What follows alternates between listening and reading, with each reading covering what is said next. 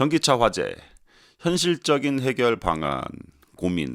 2년 전에 제가 전기차의 화재에 대한 영상을 한번 올린 적이 있는데 처음엔 영상이 좀 조회수를 얻다가 또 이렇게 좀 바닥을 치다가 중간중간에 대한민국에서 전기차에 불이 나는 사고가 벌어지면 그 영상이 조회수가 그렇게 오르고 롤러코스터를 타고 있는 영상이거든요. 오늘 이 영상을 보시면 아시겠지만은 저는 전기차 옹호론자도 아니고 폐지론자도 아닙니다. 하지만 지난번에 영상에서는 전기차 이거 화재가 이거 나면은 꽤 불 끄기 어려운데 이걸 어떡하지?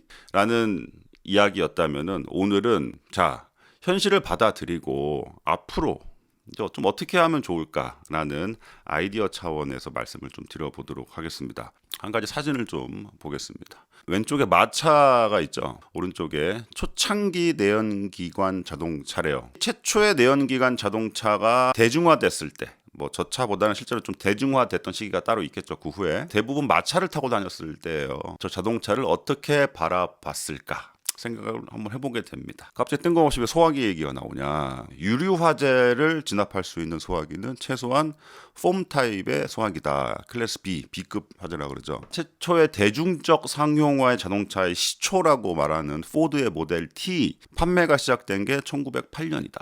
폼 타입의 소화기가 상용화가 된 거는 1930년대로 보더라고요. 제가 부연 설명 드리지 않겠습니다. 이거 어떤 얘기로 제가 풀어갈지는 대충 감이 오시죠. EV가 Electric Vehicle의 약자죠. EV. 그런데 지금 영미권에서는 심심찮게 이런 농담이 올라오고 있어요. 단순히 저거를 전기차를 타는 사람들을 조롱하는 표현일까? 물론 전기차 타시는 분들은 굉장히 기분 나쁜 표현이죠. 저도 그렇게 좋은 표현이라고 생각하진 않아요. 하지만 화재가 난다 안 난다를 떠나서 화재가 났을 때 불이 어떻게 퍼지는지 그 양상을 한번 보면은 한번 생각해볼 문제다. 오늘 영상은 소비자들 간의 소모적 갈등, 전기차 타는 사람과 안 타는 사람, 전기차 니네들 어쩌고 저쩌고 이쪽에서 가솔린, 유튜브 댓글 보면은 전부 다 그걸로 싸우고 있어요. 소비자들끼리의 이런 논쟁, 갈등 그런 얘기가 아니라 저는 방법론적인 고민을 한번 좀 해보고 싶어서 이런 영상을 좀 준비를 하게 됐습니다.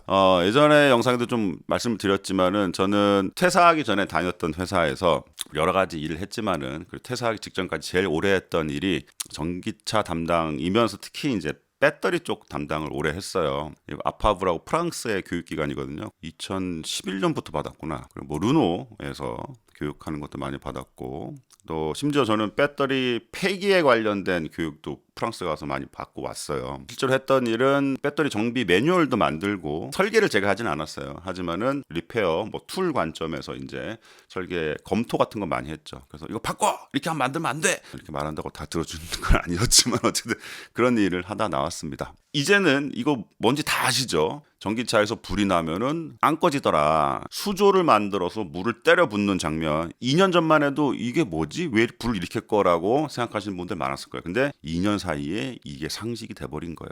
온도를 낮추는 게 최선이더라. 옆에 번지지 않게 방지하는 목적으로. 근데 얼마 전에 제가 뉴스를 보다가 깜짝 놀랐습니다. 야, 이거 제대로 된 기술이 하나 나왔다. 아래쪽에다가 장치를 밀어 넣은 다음에 소방호스를 연결하면은 수압으로 드릴이 쫙 돌아요. 그래서 뚫린 구멍으로 물이 쫙 발사가 되는 겁니다. 소방차나 소화기로는 사실 배터리 안에 물을 넣기가 굉장히 힘들거든요. 근데 이거는 배터리 팩 안으로 물을 다이렉트로 쏠 수 있는 기술이다. 어려운 기술은 아니었지만 아이디어가 중요한 거거든요. 어떻게 실험했는지 정확히 모르겠습니다만은 실험 결과를 보면은 10분 안에 화재가 진압되더라. 근데 좀 개선점이 좀 제가 볼 때 필요합니다. 이 배터리 팩은 내부가 셀, 모듈로 가득 차 있어요. 셀이 이만큼 있는데 거기다가 물 이만큼 구멍을 뚫는다고 해도 이 셀이나 모듈 때문에 막혀서 물이 잘 퍼지지 않을 수 있거든요. 이건 이제 첫 번째 버전이니까 앞으로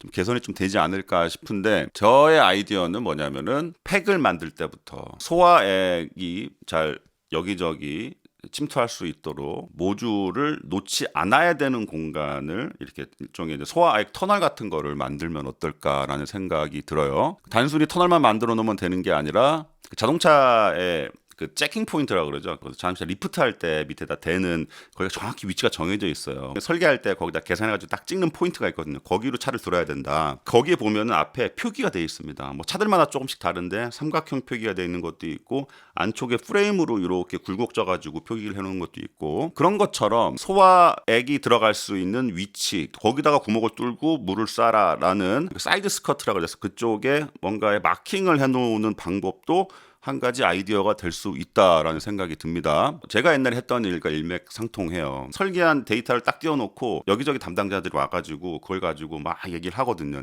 다 담당자들이 보는 관점이 다 달라.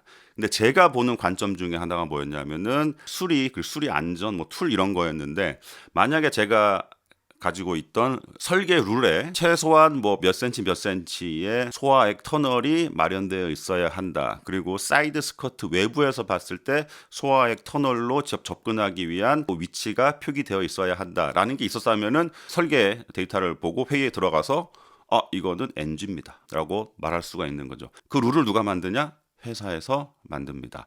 또는 국가에서 법으로 정하는 거예요. 회사의 룰이 있고 국가의 법이 있거든요. 그 두 가지를 다 만족을 시켜야지 패스가 되고 양산으로 들어가는 건데 좀 이따가 다시 말씀드리겠지만은 이거를 해야 될 주체는 누구냐? 한마디로 국가 또는 제조사가 해야 된다는 거죠. 좀 황당하긴 하지만은 굉장히 현실적이고 효과적인 방법은 맞을 것 같아요. 일단은 그냥 브레인스토밍 삼아 이렇게 그려봤는데 구멍을 밑에 뚫어가지고 물을 쏘는 방법도 좋지만 설계 때부터 그걸 고려를 해라. 물을 넣을 수 있는 별도의 터널을 하나 만들어 놓는 거죠. 그리고 물이 들어가기만 하면 잘 안 들어가잖아요.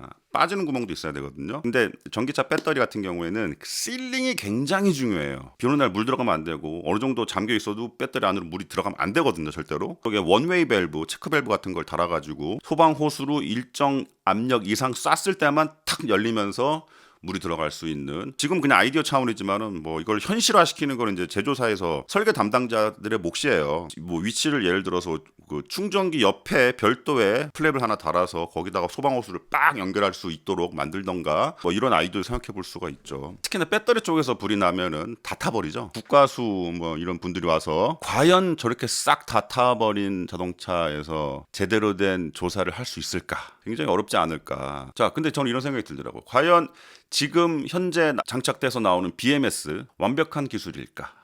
뭐 굉장히 재미난 기사를 하나 발견했습니다.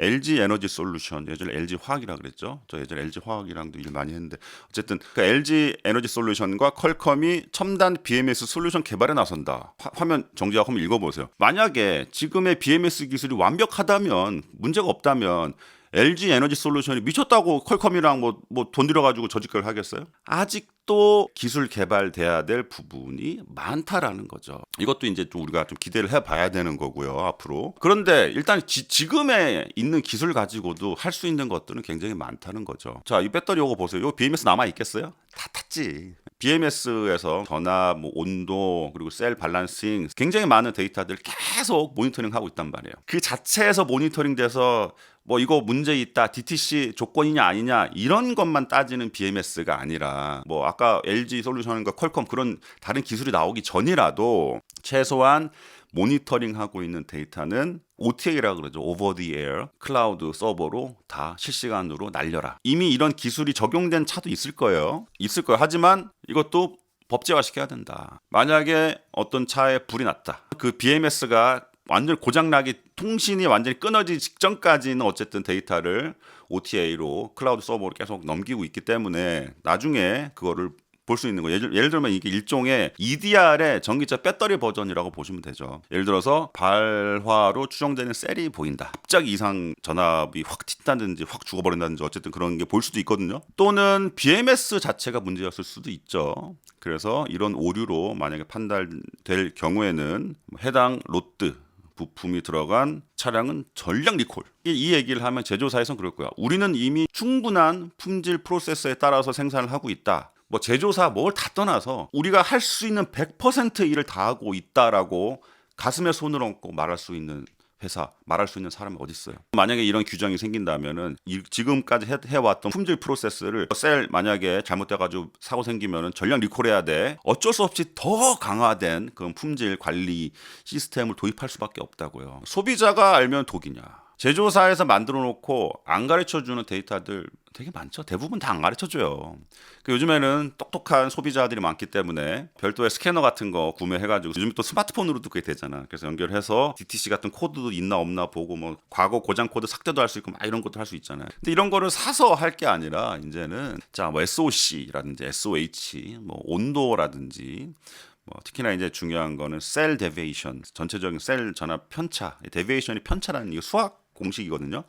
SOC나 SOH는 어떻게 보면은 크게 뭐 와닿는 숫자가 아닐 거예요.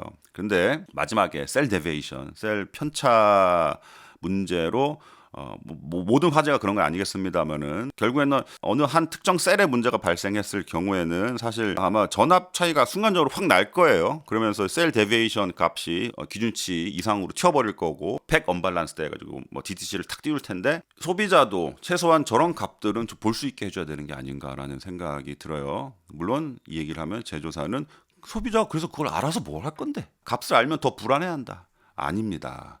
모르는 게 더 불안한 거예요. 전기차 초창기 시절을 저는 경험해본 사람이거든요. 대한민국에서. 국내 운영의 한 부분을 담당했던 사람으로서 그때를 기억해 보면은 초창기에는 전기차 시동 불가, 충전 불가 이런 일들이 굉장히 많았어요. 그 당시에 기술이 부족해서 시동이 안 걸리고 충전 안 되고 그랬을까? 제 생각에 그 이유보다는 처음에 전기차를 개발했던 엔지니어들이 제일 처음 생각했던 게 감전, 화재. 뭐 결과적인 얘기지만 감전 사고는 뭐 얼마 전에 뭐 한 건 있었다고는 하는데 약간 좀 미스테리하긴 해요. 제가 볼 때 어쨌든 감전 사고는 거의 없다시피 하고 근데 화재 사고는 지금 꽤 일어나고 있죠. 가솔린이랑 비슷한 비율로 나오고 있으니까 정상이다 이런 얘기는 이제 하지 말자고. 가솔린 나는 거 문제고 전기차도 화재 나는 거 문제예요. 둘 다 문제예요. 어쨌든 그때는 그러니까 굉장히 마진을 엄청나게 준 거예요. 뭐 배터리 마진도 그렇게 좋겠지만은 소프트웨어 로직 자체도 어마어마하게 보수적으로 했어요.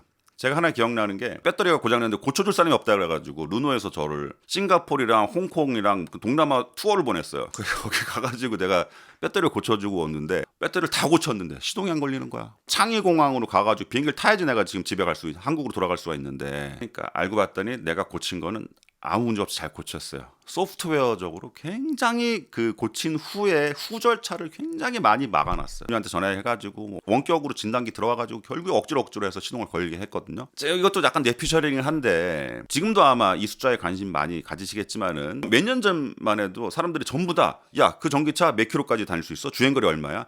이게 초미의 관심사였습니다. 초창기 10년 전이랑 지금이랑 비교해봤을 때 전기차의 주행 가능 거리가 엄청나게 늘었죠. 이게 뭐냐면은 리튬 2차 전지의 에너지 밀도 증가 추세예요. 2010년 정도부터 비교를 하면 지금 뭐 거의 2배 이상 에너지 밀도가 늘어났다. 많은 단위 부피인지 부피가 아니라 무게구나. 킬로그램. 자, 단위 킬로그램당 얼마의 많은 전기를 저장할 수 있냐 그 얘기거든요. 지금 전기차의 주행거리가 그만큼 늘어나고 있는 건 어느 정도 이해가 돼요. 상식적으로 뭐 맞는 말 같아. 자, 그런데 저는 이런 의구심이 든다고요. 그만큼 에너지 밀도가 늘어난 만큼 BMS 또는 뭐 셀 제조 아니면 패키징 제조 뭐 모듈 제조 그런 기술도 향상됐느냐. 아까 에너지 솔루션과 퀄컴의 합작 뉴스가 또 떠오르죠. 그리고 여기를 잘 보시면은 이 그래프가 실제로 고객한테 판매가 되는 리튬 배터리의 그 에너지 밀도가 아니라 잘 보시면은 highest energy density 각 그 해에 최고 기록을 찍은 수치를 말하는 거거든요. 그러니까 이 기술만큼의 에너지 밀도가 늘어났는지 여부는 몰라요, 사실. 자, 이 얘기는 뭐냐면은 SOC 마진을 장난치는 걸까? 근데 기술적으로는 가능하죠. SOC는 항상 마진을 줍니다.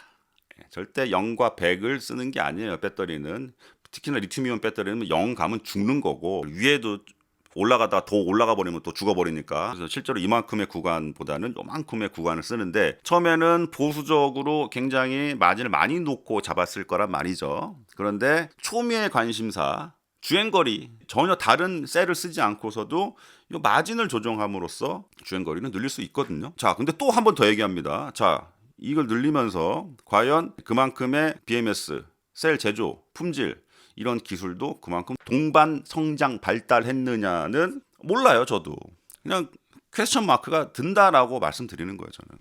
그리고 제조사도 이제 좀 공개를 해라. 국토부에서도 이제 이런 거 자꾸 공개하라고 시켜야 돼요. 제조사한테. 뭐 마진 다르게 준 거야? 소비자한테 공개해라. 공개를 하라는 이유가 뭐냐면 단순히 소비자가 그거 보고 그렇구나. 이게 아니라 소비자한테 한번 공개를 해버리면은 절대로 다음에 그런 장난을 못 친다고요. 예전보다는 전기차의 주행 거리에 대한 관심도가 많이 하락하고 있어요. 안전이 우선이다. 말은 많이 하지 사람들이. 하지만 실제로 그런 일이 벌어지고 있는 거예요. 조금 더 안전해진다고 하면 나는 주행 거리가 좀 더 짧더라도 전기차를 탈 거야 라고 생각하시는 분들이 있을 겁니다. 자동차 회사에서는 판매하기 전에 엄청나게 테스트 주행을 합니다. 심지어 이건 정직원들한테 시키기에는 너무너무 힘든 일이거든요. 그래서 협력업체, 이거 주행해주는 분이 따로 있어요. 물론 모든 회사가 다 협력업체 쓰는지 아닌지 모르겠습니다만, 그래서 그분들의 일과는 아침에 나가가지고 강원도 돌고 막 저 부산 찍고 와도 주행거리를 못 채워가지고 퇴근까지 합니다. 저 차로 출퇴근도 해. 예. 그래서 그 주행거리를 늘리는 게 목적이에요. 담당 팀에서는 몇 킬로대마다 이제 하나씩 다 뜯어보죠. 어느 정도 뭐 문제가 생겨 열화가 되고 뭐 깎여 있고 뭐 이런 걸 봅니다. 자, 근데 기존의 내연기관차는 역사가 길다 그랬잖아요. 그러니까 긴 역사만큼 사건 사고 그리고 망한 적도 있고 하여튼 인류가 쌓아온 기술 유산이에요. 그거는 최소한 어느 정도만 테스트해봐도 답이 나와. 이 차는 이 정도 되면 정상이다 아니다. 그런데 전기차는 과연 그 정도의 우리의 기술 유산이라고 할 수 있는 기간이 있는가? 짧단 말이에요. 굉장히. 이것도 약간 국토부에서 나서야 될 일이라고 보는데, 자동차관리법에 명시를 하세요. 몇 와트 이상 배터리가 장착된 전기차는 예를 들어서 뭐 대당 30만 킬로씩 뭐 100대를 운영해야 된다. 너무 빡센가? 전기차 배터리 검사로 내 차 안전 지킨다. 자동차 검사 시 전기차 배터리 안전 진단 서비스를 시작한다. 저 값을 보고 내 전기차의 안전을 지킬 수 있을까요? 저 중에 솔직히 하나만 문제가 생기면은 차에서 이미 시동 불가가 됐을까?